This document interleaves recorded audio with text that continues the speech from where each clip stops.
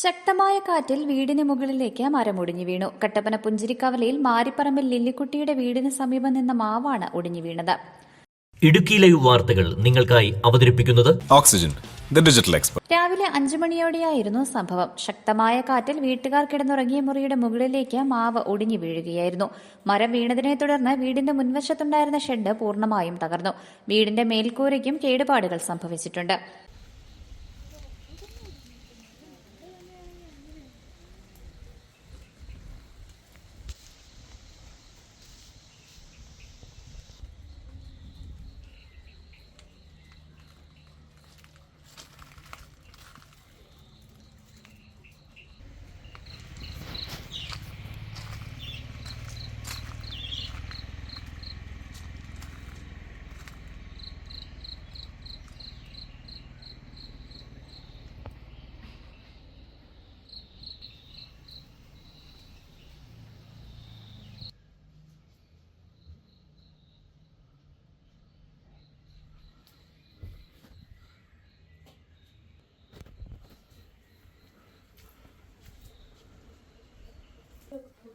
സമീപത്തുകൂടി കടന്നുപോകുന്ന വൈദ്യുതി ലൈനിൽ മരം വീഴാതിരുന്നത് വൻ ദുരന്തമാണ് ഒഴിവാക്കിയത്.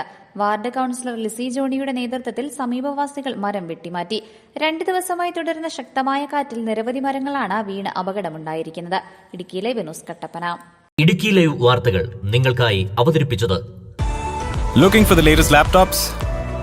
Looking for the best offers? Let's go to our expert. Oxygen, the laptop expert.